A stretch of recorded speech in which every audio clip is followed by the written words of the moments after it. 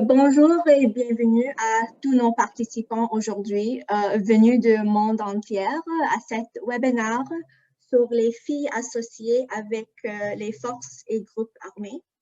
Je m'appelle Yang Fu et je suis la spécialiste sur la protection de l'enfance en situation d'urgence pour Plan International Allemagne.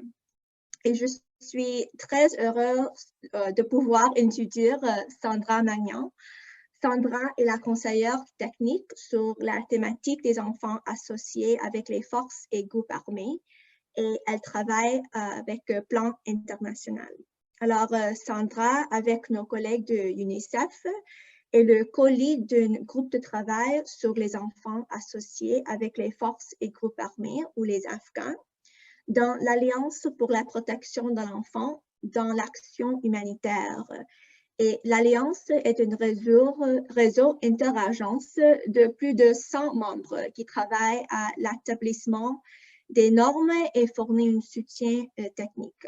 Alors, cet webinaire fait partie de cette initiative interagence. Sandra est aussi la rédactrice de la note technique sur les filles associées aux forces et groupes armés. Et aujourd'hui, elle présentera le résultat de ses recherches et les recommandations pour une meilleure prise en charge des filles.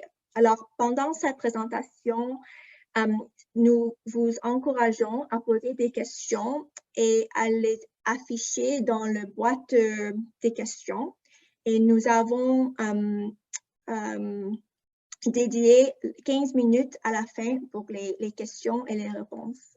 Alors, Sandra, merci beaucoup d'être ici avec nous aujourd'hui et je vous passe le micro. Merci beaucoup, Yang.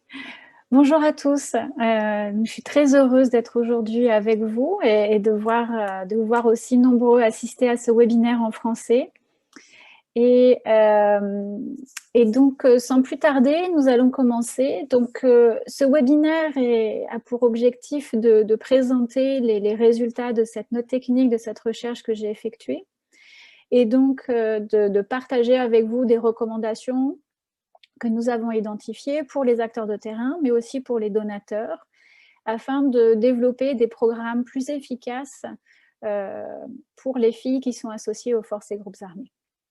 Donc aujourd'hui, il s'agit d'un résumé de cette note technique et je vous encourage vivement à la consulter le document pour avoir plus d'informations, notamment des informations plus détaillées. Voilà. Nous allons aussi vous mettre le lien vers la note technique pour ceux qui ne l'ont pas encore reçue. Donc, tout d'abord, je voudrais vous parler de l'expérience unique des filles. Et beaucoup de choses ont déjà été faites sur les enfants associés aux forces et groupes armés, mais au final, pas tellement sur l'expérience spécifique des filles. Et on se rend compte à travers cette note technique qu'elles ont une expérience qui peut être différente de celle des garçons. Donc, tout d'abord, en termes de recrutement, les formes de recrutement peuvent être différentes pour les filles comparées aux garçons. Donc, j'ai étudié environ 37 forces et groupes armés que j'ai recensés, documentés. Et donc, j'ai pu identifier qu'environ 49% d'entre eux ont eu recours à l'enlèvement pour recruter des filles. Donc, on voit bien que c'est un mode de recrutement qui est privilégié pour les filles et elles sont parfois ciblées de manière spécifique parce qu'elles sont identifiées comme plus flexibles pour ensuite faire partie des groupes armés. Donc le mariage précoce est un autre moyen de recrutement qui est privilégié pour les filles. Il peut être fait sous la contrainte ou non et donc les filles sont alors mariées à des combattants. Ce mode de recrutement est parfois institutionnalisé dans certains contextes. Donc, je pense notamment au contexte de la Syrie et de l'Irak où l'État islamique avait institutionnalisé ce mode de recrutement où il y avait vraiment une démarche de trouver des filles qui ensuite allaient être mariées à des combattants de l'État islamique. La propagande est donc un mode aussi de recrutement qui est utilisé à la fois pour les filles et pour les garçons. Ici, on voit que pour les filles, donc c'est beaucoup à travers l'école où une idéologie, par exemple, marxiste peut être utilisée.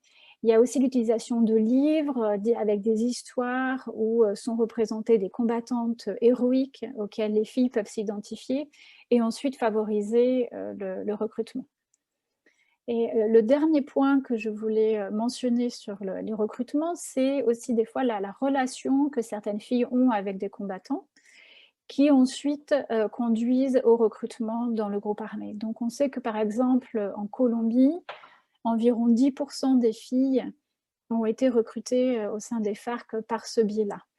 C'est aussi un mode de recrutement qui était assez commun au Libéria et au Sierra Leone. Donc, par rapport à ces formes de recrutement, on sait qu'il y a aussi des facteurs de risque qui vont favoriser le recrutement des filles. Et donc, nous allons ici utiliser le cadre socio-écologique qui permet d'organiser les différents facteurs de risque. Donc, au premier niveau, donc au niveau individuel, ici pour les filles, on sait qu'un besoin de protection, par exemple, dans des communautés où il y a beaucoup de violence envers les filles peuvent se diriger vers les groupes armés pour pouvoir se protéger de la violence. Il peut aussi s'agir d'un désir d'indépendance, d'autonomie, notamment dans certaines sociétés qui sont très patriarcales, un désir d'aventure, de quête de sens ou de gloire. Ça peut être aussi pour répondre juste aux besoins primaires en raison de la pauvreté ou à des désirs de vengeance, notamment lorsqu'il y a des membres de la famille qui ont été tués par un groupe armé. Au niveau de la famille, on sait que de mauvaises relations avec les parents, des expériences d'abus sexuels, de mariage forcé, peuvent conduire les filles à vouloir reprendre le contrôle de leur vie et donc faire le choix d'un groupe armé. On sait aussi que des liens familiaux étroits avec des groupes armés ou des forces armées peuvent conduire au recrutement des filles. Au niveau communautaire, la pression qui est exercée parfois par les communautés sur les parents pour qu'ils marient leurs filles, notamment en échange de paix ou de protection d'un groupe armé, est assez fréquente. Il y a aussi des communautés où il y a des liens très étroits avec des groupes armés, notamment lorsque ce sont des brigades d'autodéfense, par exemple. Au niveau de la société, on sait qu'un manque d'accès à des services de base, une faible présence étatique, la marginalisation d'un groupe minoritaire, par exemple, ou l'absence d'opportunités économiques sont aussi des facteurs de risque. Donc là, il y a beaucoup de facteurs de risque, mais ce que l'on sait aussi, c'est que c'est rarement un seul facteur qui va être un élément déclencheur. C'est souvent une accumulation de facteurs de risque et une absence de facteurs de protection qui vont conduire au recrutement des filles et des garçons aussi. Donc, l'expérience des filles est aussi marquée de manière différenciée des garçons en termes de vie au sein du groupe. On sait que, donc là, toutes les études que j'ai pu lire, les entretiens que j'ai menés, ont vraiment montré qu'il y a un contrôle qui est exercé sur les filles qui est bien plus important que sur les garçons. Il y a un contrôle de leur corps, donc elles peuvent rarement choisir d'avoir des relations sexuelles ou non, par exemple, d'avoir des enfants ou non. Et il y a aussi un contrôle de leurs mouvements, et notamment lorsqu'elles ont été enlevées. En termes d'hygiène corporelle, la gestion des menstruations peut être très difficile dans la brousse, avec des difficultés d'accès à des produits d'hygiène. Et les filles ont mentionné un sentiment de perte de dignité. Au niveau de la santé, elles ont aussi des expériences qui sont uniques, liées à des avortements, des accouchements qui se déroulent en brousse sans les mesures d'hygiène appropriées, des abus sexuels répétés qui peuvent conduire à des infections sexuellement transmissibles et une alimentation souvent insuffisante, notamment lorsqu'elles sont enceintes. Au niveau de la santé mentale et du bien-être psychosocial, On sait, d'après les études qui ont été menées dans plusieurs pays, que la détresse psychologique est souvent plus élevée chez les filles que chez les garçons. Et ça, c'est en raison de plusieurs choses. Il y a un sentiment de stigmatisation. Il y a aussi un sentiment, souvent une forme d'asservissement, où vraiment ça affecte énormément leur santé mentale. Également un sentiment de honte et de culpabilité lorsqu'elles sont forcées à commettre des actes violents. Dans tout ça, elles arrivent à développer, dans certains cas, une capacité d'agir au niveau individuel et collectif, pour retrouver une sorte de sens de contrôle de leur vie, donc à travers un soutien mutuel en petits groupes. Elles peuvent aussi mettre en place des stratégies de survie au niveau individuel. Donc, par exemple, on a vu dans certains cas que les filles étaient encore plus violentes que les garçons, et ça, c'était pour gagner le respect des hommes et du coup se protéger. Donc, il y a tout un tas de stratégies comme ça que les filles mettent en place pour se protéger. En termes de rôle et de responsabilité, on distingue deux types de rôles. Il y a des rôles qui sont liés à une participation directe aux hostilités et d'autres à une participation indirecte. Donc, au niveau indirect, on a traditionnellement des fonctions d'appui, donc dans des rôles de cuisinière, porteur. Elles vont s'occuper des enfants de combattants, elles vont être espionnes, messagères, recruteuses, traductrices, assistantes médicales, logisticiennes. Donc il y a vraiment une variété de rôles lorsqu'on s'intéresse aux différents contextes. Il y a également l'exploitation sexuelle. Donc, comme nous l'avons vu, les filles sont recrutées pour être des épouses, et notamment des épouses du maquis ou des épouses de brousse pour les combattants. Elles sont aussi exposées à des viols collectifs. Dans certains cas, les abus sexuels ont même été institutionnalisés par le groupe armé. Donc, je pense notamment à l'État islamique qui avait institutionnalisé l'abus sexuel sur les yézidis, par exemple. Donc, de ce que l'on sait à travers l'étude là que nous avons menée sur ces 37 forces et groupes armés, c'est que 68% d'entre eux abusent sexuellement des filles. On voit aussi un lien assez fort entre le mode de recrutement de l'enlèvement et de l'abus sexuel. Donc, il y a 78% de ces forces et groupes armés qui, lorsqu'ils utilisent l'enlèvement, utilisent aussi l'abus sexuel envers les filles. Donc, en termes de participation directe, donc les filles peuvent être des combattantes. Elles sont aussi recrutées pour nettoyer les armes, par exemple. Elles sont recrutées pour être kamikazes ou être à la préparation de talismans et d'amulettes, notamment en Centrafrique et en RDC. Ce qui est intéressant de noter, c'est que les filles, dans plusieurs contextes, ont rapporté ces journées sans fin où, en plus d'un rôle de combattante, parfois elles ont aussi les tâches domestiques au sein du groupe, et elles sont également abusées la nuit. Donc elles ont ce sentiment de journée interminable où elles sont sollicitées en permanence. Donc maintenant, nous allons passer aux recommandations je dirais un peu générales, donc à tous les niveaux, au niveau de la prévention, au niveau de la libération et de la réintégration. Donc le premier point que je voulais souligner, c'est vraiment l'intérêt de réaliser une analyse de contexte et une analyse selon le genre pour avoir vraiment une compréhension complète des facteurs de risque qui peuvent conduire au recrutement des filles et des facteurs de protection qui peuvent prévenir le recrutement. Donc avoir cette connaissance-là va aussi nous permettre de comprendre les défis auxquels les filles sont confrontées lorsqu'elles quittent les groupes armés, notamment des difficultés en termes d'accès aux services, les risques auxquels elles sont exposées, la stigmatisation qu'elles peuvent subir à leur retour. Et tout ça, c'est dans l'objectif d'éviter de leur porter préjudice.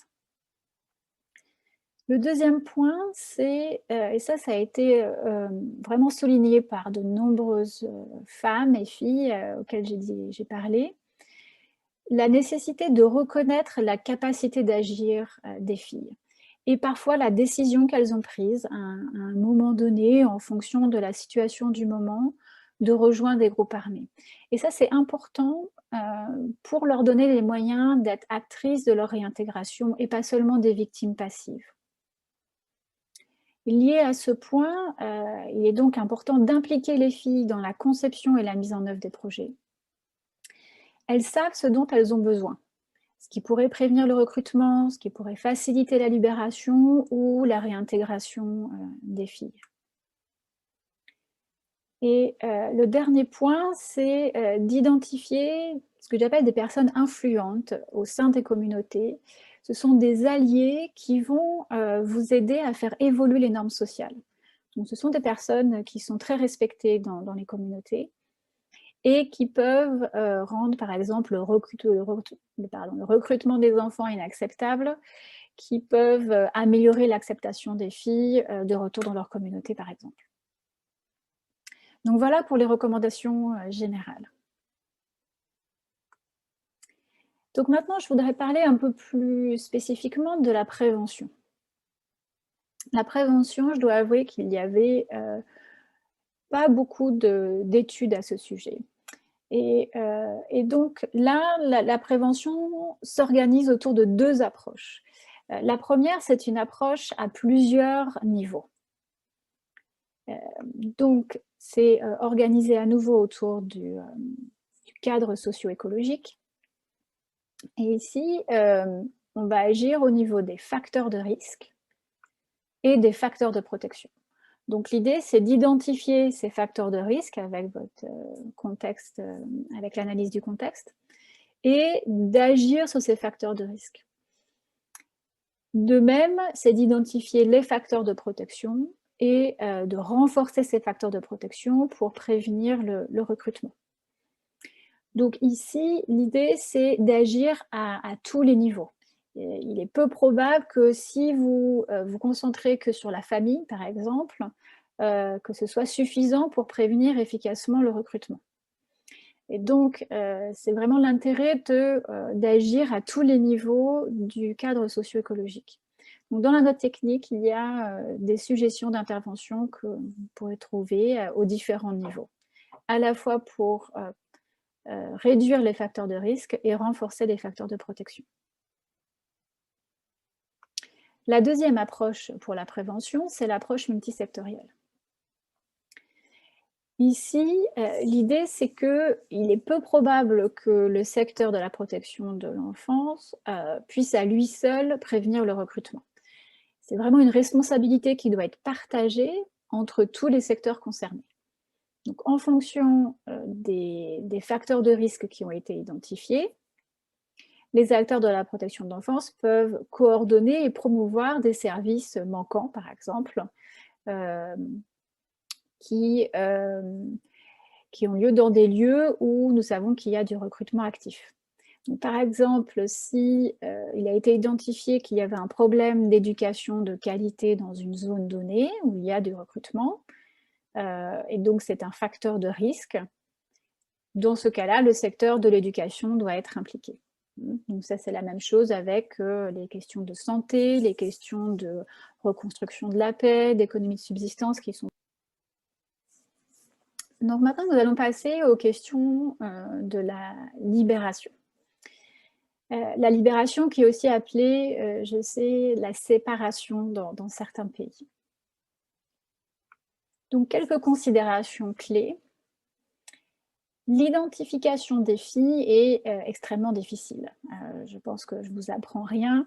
Et tous les acteurs de terrain ont vraiment souligné ce défi. On sait aussi que l'identification active des filles peut être préjudiciable. Donc, le fait de les identifier peut les mettre en danger. Le fait de les étiqueter, entre guillemets, comme étant associées à des forces et groupes armés, peut les exposer à des risques. Nous savons aussi que les programmes formels de libération de type DDR ont moins de succès auprès des filles. Et ça, c'est en raison de la nature très militaire des processus de DDR, qui impliquent souvent l'armée et dans lesquels les filles ne se sentent pas très à l'aise. Et donc, elles préfèrent en général des processus de libération informelle où elles retournent par elles-mêmes dans leur communauté et leur famille de manière très discrète. Ici, il est aussi important de souligner que les trajectoires de sortie varient considérablement et que de moins en moins, ces trajectoires de sortie se font en une seule fois. Donc, une fois où l'enfant est recruté, puis démobilisé et ensuite réintégré. On voit de plus en plus des trajectoires où il y a des allers-retours entre la communauté et le groupe armé. Et donc, ça nous amène à distinguer deux étapes. La première étape, c'est une étape de désistance et puis une étape de désengagement. Donc, ce qu'on entend par désistance, c'est la cessation d'activité pour le groupe, dont des activités de soutien. Donc, c'est par exemple les filles qui cesseraient de cuisiner pour le groupe armé, par exemple. Mais ça ne veut pas dire qu'elles se sont désengagées du groupe. Il peut y avoir encore une forme d'identification. Et donc là, on distingue une deuxième étape qui sera la désidentification en tant que membre du groupe. C'est-à-dire que les filles ne seront plus en quelque sorte en stand-by, prêtes à retourner dans le groupe. Et ça, c'est souvent le cas avec des filles qui sont mariées à des combattants et qui restent mariées. Donc, elles sont officiellement plus dans le groupe, elles sont peut-être même dans des processus de réintégration, mais le fait qu'elles soient toujours mariées font qu'elles ne sont pas totalement désengagées. Et il peut y avoir comme ça des allers-retours au sein du groupe.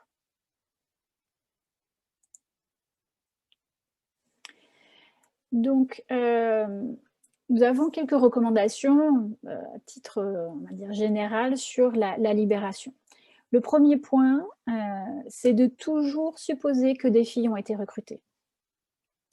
Même si rien n'indique a priori que des filles sont recrutées, le fait d'organiser des programmes de libération en considérant que les filles ont été recrutées peut vous amener à identifier des filles.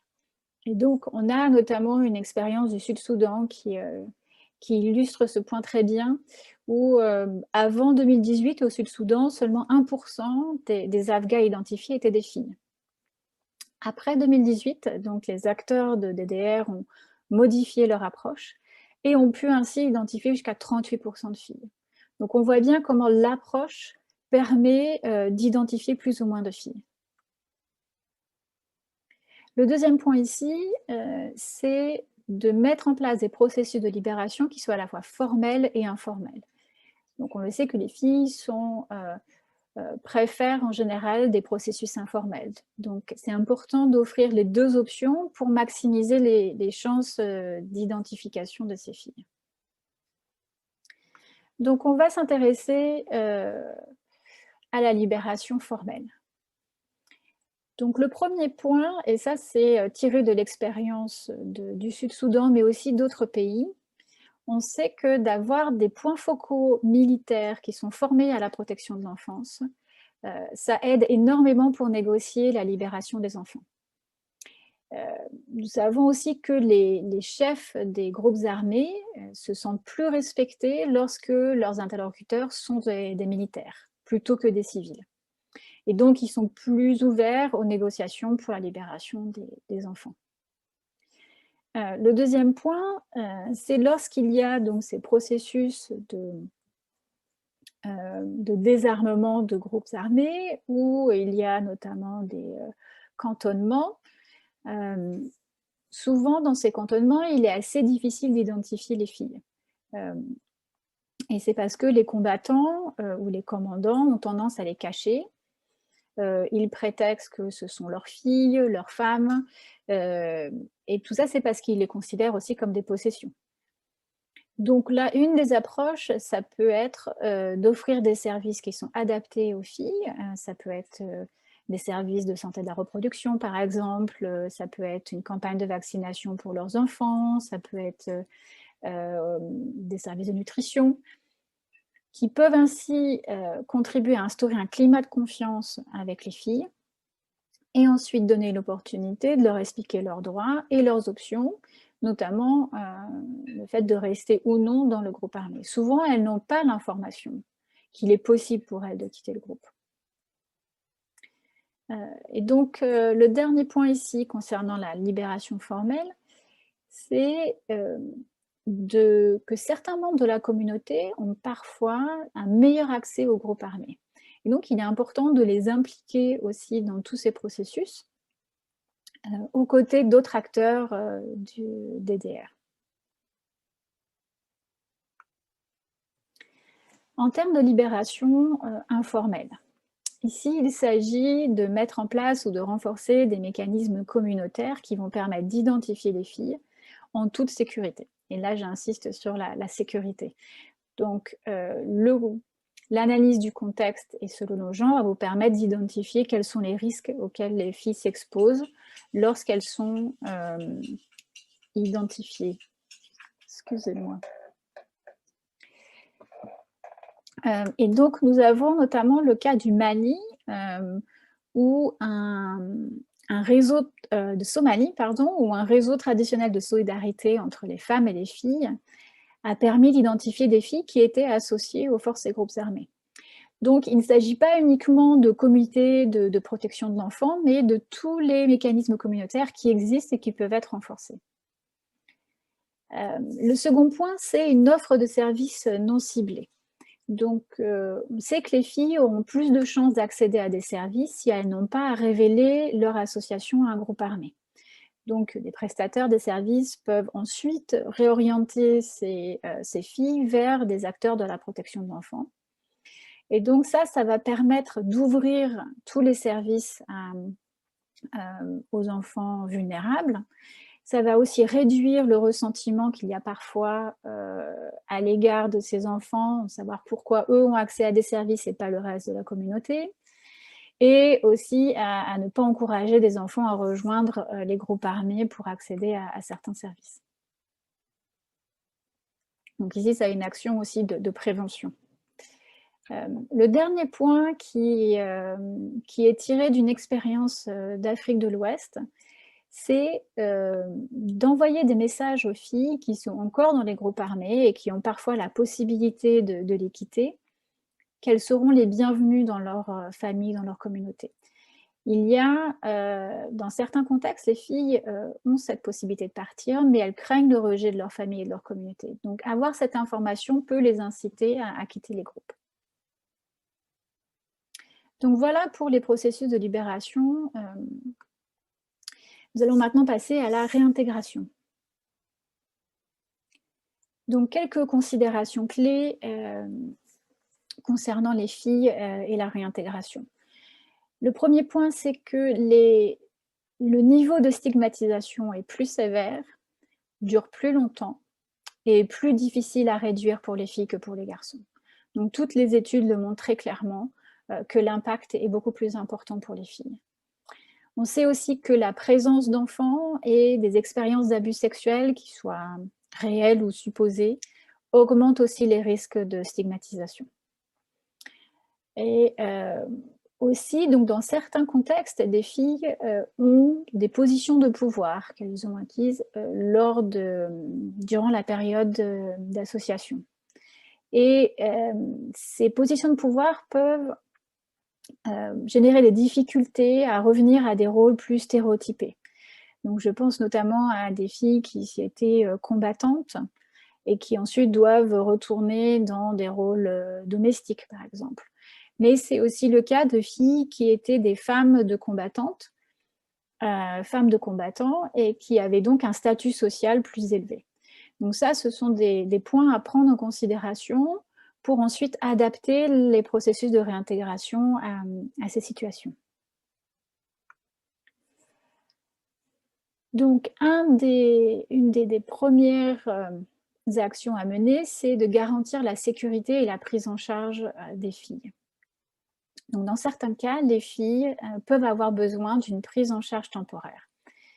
Dans ce cas, nous avons des expériences qui montrent que les placements en famille d'accueil ou avec des membres de la famille augmentent les chances de réussite de la réintégration.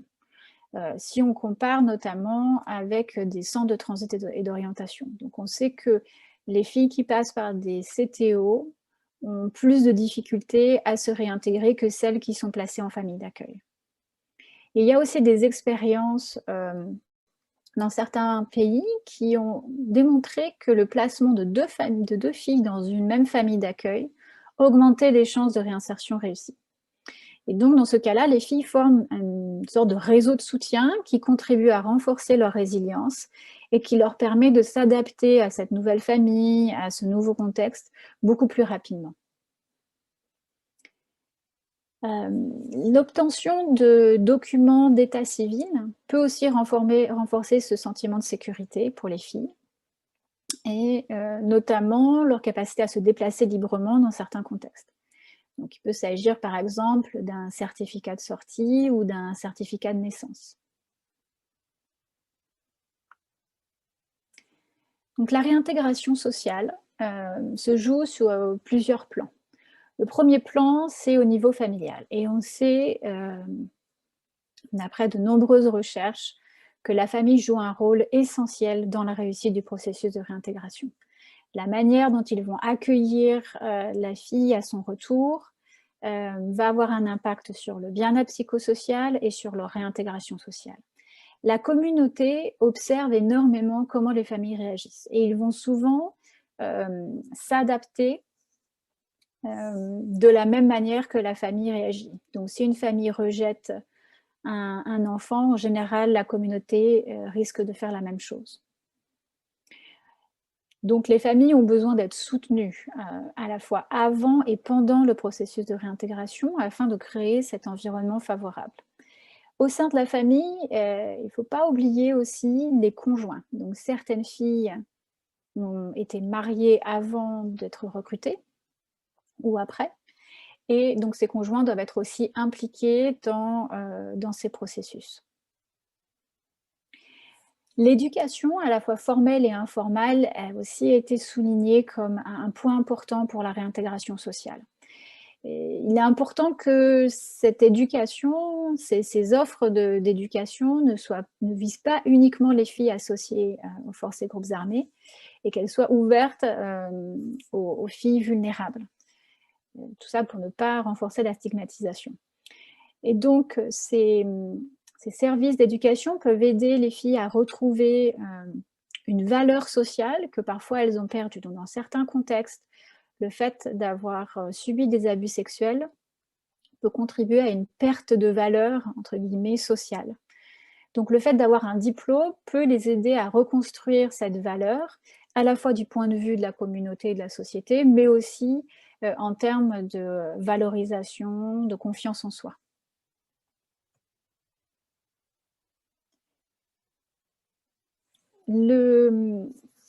Impliquer des personnes influentes de la communauté peut aussi contribuer à réduire la stigmatisation de ces filles.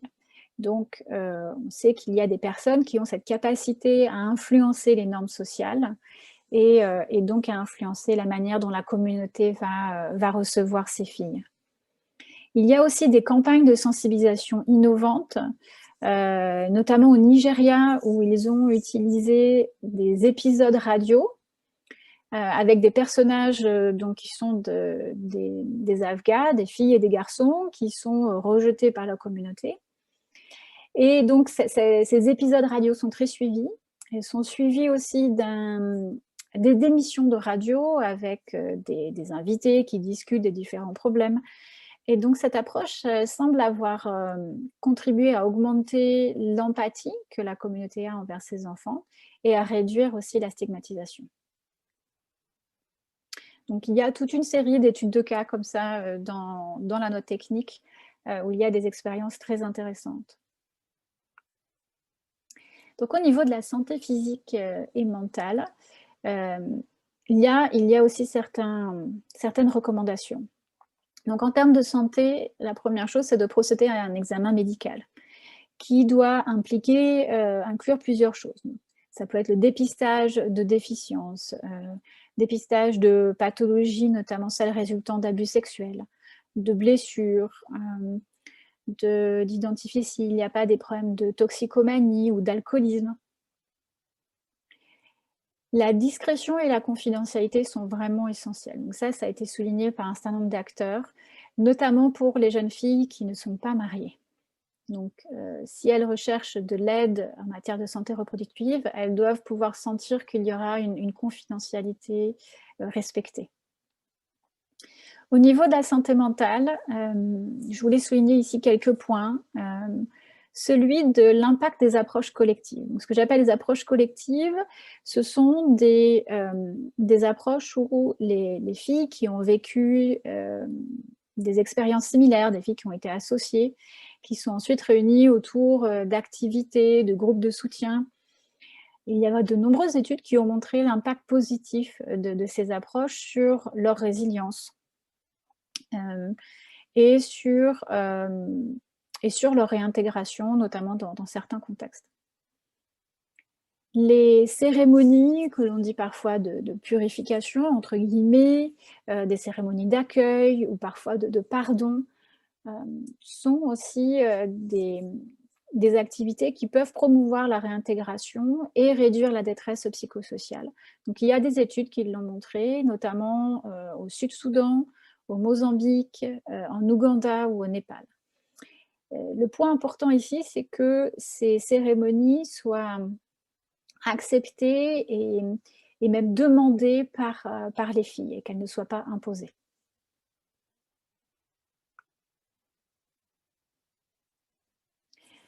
Donc l'autonomie financière est un point qui a été souligné notamment par les filles. Et ici, vous noterez que je parle d'autonomie financière et pas de programme, de moyens de subsistance, par exemple. Ici, c'est vraiment ce qui est recherché à travers ces programmes, c'est que les filles soient autonomes financièrement. J'ai lu beaucoup de rapports d'évaluation de ces programmes dans de nombreux pays et qui semble avoir un impact assez limité en termes d'autonomisation financière. Il y a eu d'autres impacts, notamment au niveau psychosocial, mais le fait d'avoir acquis une autonomisation financière, c'est beaucoup plus limité.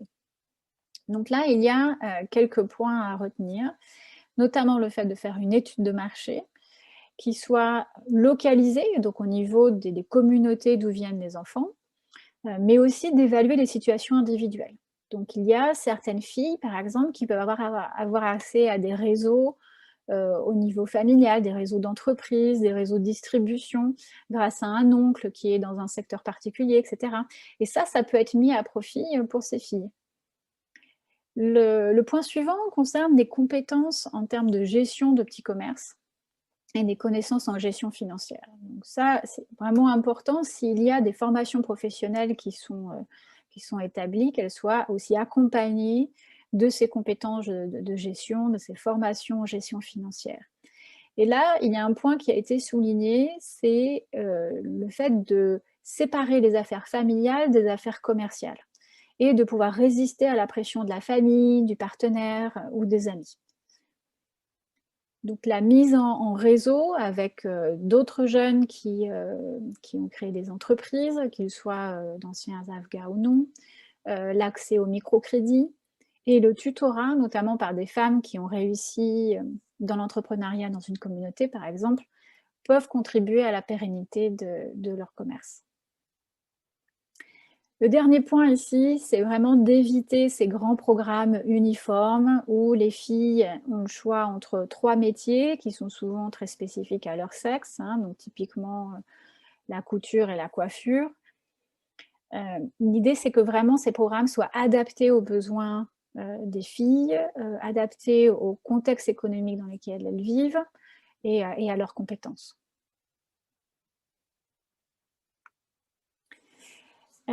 Donc, il y a aussi des filles qui ont des besoins spécifiques. Je me suis attardée sur certaines situations où les filles ont besoin de soutien supplémentaire. Donc, c'est notamment les filles qui sont survivantes d'abus sexuels. Donc, ici, il n'y a rien de très innovant, mais le fait d'avoir un accès anonyme au service est très important. Donc, qu'il n'ait pas besoin de donner leur nom, donc qu'il puisse y avoir un système d'enregistrement anonyme. L'intégration de services de VBG dans des services qui sont moins sensibles pour qu'elles ne soient pas stigmatisées si elles sont vues aller vers tel service. Et la mobilisation à nouveau de ces personnes influentes au sein de la communauté pour réduire la stigmatisation. Il y a vraiment une stigmatisation très forte qu'on voit dans de nombreux contextes. Mais on voit aussi des expériences où cette stigmatisation a été vraiment maîtrisée, voire même presque annulée, on va dire, par ces personnes influentes. Donc, notamment au Sud-Soudan, il y a toute une région où les chefs religieux se sont mobilisés et ont reconnu que ces filles avaient été enlevées et violées, que ce n'était pas de leur faute, et que donc la communauté se devait de les accepter. Une expérience similaire en Irak où les filles yézidis ont aussi pu bénéficier d'une fatwa qui a été rédigée par le conseil spirituel yézidi et donc qui a permis l'acceptation de ces filles au sein de la communauté. Donc ce n'est pas une fatalité si on peut identifier ces personnes d'influence qui vont ensuite modifier les normes sociales. Le deuxième cas spécifique, ce sont les filles dont les enfants sont nés de violences sexuelles. Donc on sait que les filles qui reviennent avec des enfants vont avoir besoin de manière générale de plus de soutien. Elles vont avoir besoin d'aide pour l'enregistrement des naissances de leurs enfants. Souvent, ça pose problème. Dans certains contextes, elles sont en danger, ainsi que leurs enfants. Donc, il faut trouver des solutions pour les protéger et notamment peut-être les déplacer vers des lieux plus sûrs, comme des zones urbaines, où souvent elles trouvent un plus grand anonymat. Le soutien économique est essentiel pour ces filles, pour qu'elles puissent subvenir à leurs besoins ainsi qu'à ceux de leurs enfants, et qu'elles ne soient pas une charge pour leur famille. Elles ont également besoin de soutien pour la garde de leurs enfants, pour avoir le même accès aux services que les autres filles qui n'ont pas d'enfants. Donc ça, c'est dans tous les services qui sont mis en place pour les filles. Il faut bien penser à avoir des services de garde d'enfants. Certaines filles peuvent avoir aussi des difficultés à établir une relation avec leur enfant positive. Et ça, c'est dû aux circonstances de la conception de ces enfants. Donc, elles peuvent avoir besoin de soutien pour créer un lien d'attachement avec leur bébé et pour aussi encourager des pratiques parentales positives. Donc, il y a par exemple des groupes de soutien en compétences parentales qui peuvent être mis en place. Et le dernier point, c'est d'aider les enfants à établir une identité sociale. Souvent, ces enfants qui sont nés de viol peuvent avoir des difficultés à établir leur identité, surtout si leur père est considéré comme un ennemi. Donc là, à nouveau, ces enfants, non seulement la mère, mais aussi les enfants ont besoin d'être accompagnés. Il y a des expériences très intéressantes du Rwanda, d'ailleurs, en ce sens. Et le dernier cas spécifique, c'est celui des filles en situation de handicap. Et là, je dois vous avouer que j'ai eu beaucoup de difficultés à trouver des informations. Et il semble vraiment que les questions de handicap ne soient pas bien documentées. Et donc, une des premières recommandations, c'est l'utilisation systématique de la série de questions du groupe de Washington lors des examens médicaux qui va permettre d'identifier ces déficiences. Il y a des déficiences qui ne sont pas forcément visibles immédiatement. Donc, je pense à des déficiences auditives, par exemple, notamment lorsque les filles ont été à proximité d'explosions. Ça peut être des déficiences visuelles, donc qui ne sont pas systématiquement diagnostiquées. Donc, s'il y a un diagnostic positif, du coup, ces filles vont avoir besoin d'un soutien pour leur intégration sociale et pour l'accès aux services. Leurs familles vont également avoir besoin d'être soutenues pour apporter cet environnement familial protecteur qui va permettre leur intégration. Voilà, donc c'était ma dernière diapositive. Et donc maintenant, on peut ouvrir les questions. Merci Sandra, merci beaucoup pour cette présentation vraiment riche et intéressante. Alors, on a des questions bon, assez intéressantes aussi. Et je commence avec la question qui vient de notre collègue Fauché à Pamé.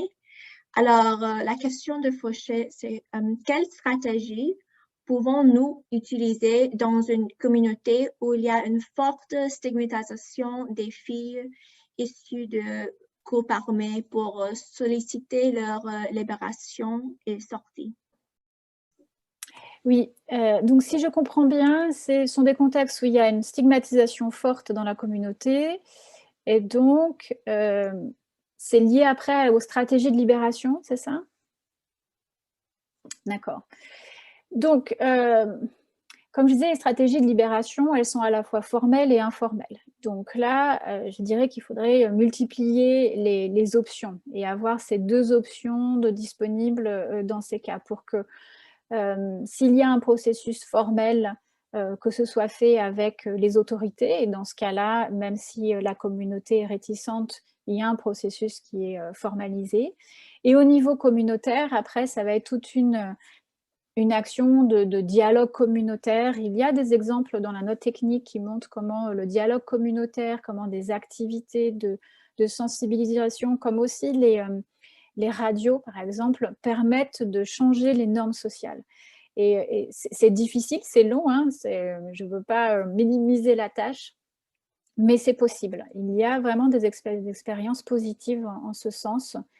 Et donc, il va s'agir d'identifier, encore une fois, ces personnes influentes, ces personnes qui sont écoutées, que les personnes respectent. Donc, ça peut être des chefs religieux, ça peut être des chefs traditionnels que les gens écoutent. Et si vous arrivez à rallier ces personnes à votre cause, ils vont réussir à changer les normes sociales et réduire la stigmatisation. Merci Sandra pour cette réponse. On a une autre question qui vient de Fousseni Kegbao. Et Fousseni voudrait savoir comment se prendre pour former les points focaux militaires. Quel peut être le cadre de cette formation? Donc, il y a des ONG qui ont développé des outils de formation pour les militaires. Je pense notamment à Geneva Call. Il y a aussi le Dallaire Institute, qui sont deux organisations qui ont développé des programmes de formation spécifiquement pour le personnel militaire. Et donc, je vous invite à vous rapprocher de ces associations et de voir si vous pouvez accéder à leurs programmes de formation. Le CICR aussi, je crois, a développé certains outils de formation. Oui, alors peut-être on peut ajouter les liens à les sites web dans la boîte de chat après. Merci, oui. Sandra.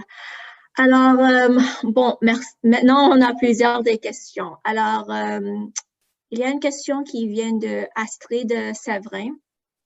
Et Astrid, bon, Astrid, vous avez partagé plusieurs de bonnes questions. Alors, je vais prendre une.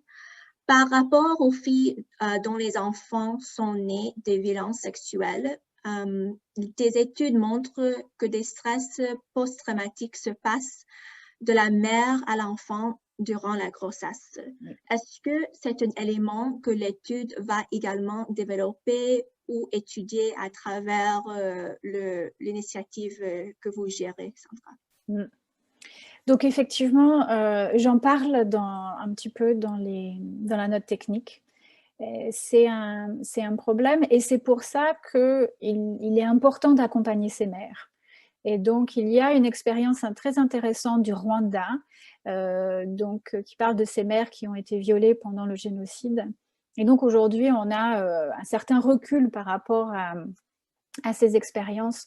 Et ce qui était intéressant, c'est que ces mères avaient vraiment besoin d'accompagnement, et notamment lorsque les enfants grandissaient. Donc, quand ils sont petits, bon, ça va encore à peu près. Et en grandissant, les enfants posent des questions, ils sentent bien qu'ils sont rejetés, ils ne comprennent pas. Et donc là, il y a tout un accompagnement pour savoir comment informer l'enfant des circonstances de sa conception, qui est son père, d'où il vient, Et donc là, il y a un retour intéressant des enfants qui dit que même si ça a été très difficile, c'était mieux de savoir que de ne pas savoir. Parce que d'un seul coup, il y a beaucoup de choses qui faisaient sens, ils comprenaient pourquoi ils étaient rejetés, et ensuite, ils pouvaient construire leur identité. Et, aussi, à travers tous le stress qu'a pu leur passer leur mère, qu'ils ne comprenaient pas pourquoi leur mère, par moment, réagissait de manière très violente à quelque chose. L'expérience du Rwanda montre aussi que les mères sont très attentives au comportement de leurs enfants. Et dès que leurs enfants commencent à avoir des comportements irrespectueux, par exemple, notamment lorsqu'ils ils atteignent l'adolescence, des comportements qui sont tout à fait normaux, hein, par ailleurs. Mais les mères vont surréagir en disant « ça y est, mon fils va devenir un tortionnaire », etc. Et donc, ces enfants ne comprennent pas. Et donc, c'est là où il y a vraiment besoin d'un accompagnement à la fois des mères et des enfants pour réduire l'impact de tout ce stress que les mères ont eu pendant la grossesse. Merci Sandra. Nous avons deux questions qui sont liées plutôt à les risques pour les filles, les familles, la communauté. Alors, la première question vient du Fabrice Nempe Mangua. Alors, Fabrice demande, peut-il avoir des représailles à l'encontre d'une fille ou sa famille qui aurait réussi à quitter une groupe armée? Alors, c'est une très bonne question, Fabrice. Et le nouveau demande que sont les risques pour les victimes ou témoins qui ont fait la dénonciation des cas et quels sont les mécanismes qu'on pourrait mettre en place pour protéger les dénonciateurs. Alors, deux questions liées avec les risques de ce type de programme. Tout à fait. Il y a des risques, notamment, comme vous l'avez souligné, des filles qui ont quitté par elles-mêmes, qui se sont échappées des groupes armés, notamment celles qui étaient considérées comme les femmes des combattants ou des commandants. Et souvent, ces hommes, comme je disais, considèrent ces filles comme des possessions, donc ils ne comprennent pas pourquoi ils ne peuvent plus les posséder, en quelque sorte. Donc, elles sont parfois à risque, en effet. Et on sait que ça a un impact aussi sur leur retour dans la communauté, dans la famille. Certaines familles ont très peur que ces commandants reviennent chercher leurs filles et que ça expose la communauté et la famille à des risques. Donc, dans ces cas-là, c'est en fait, d'accompagner ces familles peut-être vers une relocalisation. Il y a des contextes où ça a été fait. Hein. Les filles ont été relocalisées dans d'autres villes, donc soit avec la famille, si la famille est d'accord, ou simplement la fille est relocalisée chez des parents, par exemple, plus ou moins éloignés. Dans les contextes urbains, en général, ça marche mieux. Elles se sentent un peu plus en sécurité. Donc souvent, c'est vraiment changer complètement de zone géographique pour qu'elles se sentent plus à l'aise. Et ça, on l'a vu dans de nombreux contextes. On voit aussi des contextes où les filles refusent même de donner le nom de leur famille parce qu'elles ne veulent pas les mettre en danger. Et donc, ça, c'est un message très fort que les filles envoient. Elles savent qu'elles sont à risque, donc il faut les écouter et trouver des alternatives pour qu'elles puissent être en sécurité dans d'autres villes. Je pense que c'est ça souvent l'alternative, entre guillemets, hein, de trouver des parents qui sont d'accord pour accueillir ces filles, et notamment dans les capitales ou les grandes villes. Merci Sandra pour ces exemples. On a une question qui vient de Gaël Chonowitz. Pardon Gaël pour la mal prononciation de votre nom. Gaël demande comment différencier les filles qui sont utilisées et les filles qui sont là avec leur famille dans les groupes armés communautaires, parce que parfois les lignes sont très fines. Oui. Donc là, il faut se rapporter à la définition d'un enfant associé à un force à groupes armés. Donc il s'agit de de tous les travaux qui peuvent être faits au bénéfice du groupe.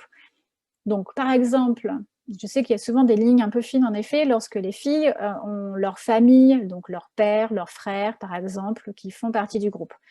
On a vu dans certains contextes comment le fait que les filles aillent aider à laver le linge, par exemple, pour le groupe. Donc, elles pensent aller aider leur père, mais en fait, indirectement, elles aident un groupe armé. Dans ce cas-là, elles sont considérées comme associées au groupe armé. Et donc, c'est là où il y a de la sensibilisation à faire auprès des familles pour qu'elles puissent bien faire la différenciation et de dire que ces filles n'ont pas à aller apporter leur soutien au groupe armé, auquel cas elles vont être considérées comme AVCA. Et donc, alors c'est sûr que les activités à mettre en place ne seront pas les mêmes. Les impacts psychologiques, etc., ne sont pas du tout les mêmes. Mais il n'en reste pas moins que ce sont des enfants associés et qu'il faut pouvoir agir, notamment à travers la sensibilisation. Donc là, vous avez par exemple le cas des Philippines. Donc c'était souvent ce type d'association. Et là, il y a des études de cas dans la note technique qui parlent des Philippines, de comment ils ont réussi à faire cette dissociation entre les enfants et les parents.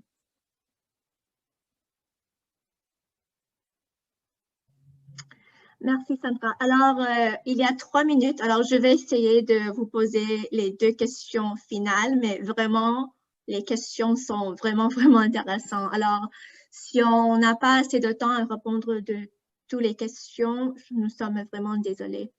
Il y a une question qui vient de Sophia Sans de AHA. Quelles sont les meilleures pratiques ou approches pour préparer et accompagner les familles d'accueil dans ce contexte? Est-ce qu'on utilise une approche différente à celui des familles qui accueillent les enfants non accompagnés, etc.? Donc, je pense qu'il y a des choses qui sont tout à fait similaires. Hein. Donc, tous les programmes de formation que vous avez, et notamment des programmes de formation en compétences parentales. Donc, pour qu'ils sachent utiliser des méthodes de discipline positive, qu'ils sachent aussi comprendre ce qui se passe. Je sais que, par exemple, IRC est en train de développer des modules de formation spécifiques pour les parents qui ont des enfants associés aux forces et groupes armés. Donc, ces modules de compétences parentales pourraient être tout à fait utilisés pour des familles d'accueil. Donc, je sais qu'ils sont en train de tester ces différents modules de formation et que je pense que d'ici la fin de l'année, ils devraient être disponibles et on pourra je pense qu'ils seront d'ailleurs ouverts à tous. Donc ça, ce sont des modules de formation spécifiques. Les questions au niveau psychosocial sont importantes à prendre en compte, les questions de comportement. Toutes ces questions dont je parlais tout à l'heure, des positions sociales que par exemple les filles ont eues durant la période d'association, le fait de comprendre tout ça, ça va permettre de décoder un peu les comportements et de mieux les comprendre, les appréhender et d'en discuter avec eux. Tout ça, ce sont des points importants à aborder avec les familles d'accueil. Merci Sandra. Et la dernière question vient de Yahaya Abdullahi Aboubakar. Yahaya travaille au DIFA en Niger et il voulait savoir quelle stratégie peut-on adopter pour réduire le risque d'enlèvement pour les filles. Alors, les filles enlevées par les groupes armés. Alors, parfois, les groupes armés s'en prennent à ces enfants en les enlevant et disent que ce sont leurs enfants. Alors, je ne sais pas, Sandra, pendant votre recherche, si vous avez trouvé des bonnes pratiques liées à ce problème. Alors, sur l'enlèvement, pas de manière spécifique. Hein. On sait que c'est un vrai problème pour les filles. Donc, par exemple, le fait d'envoyer les filles chercher de l'eau sur de longues distances ou d'aller chercher du bois, par exemple, où on sait que sur les routes pour aller à l'école, elles sont aussi plus à risque.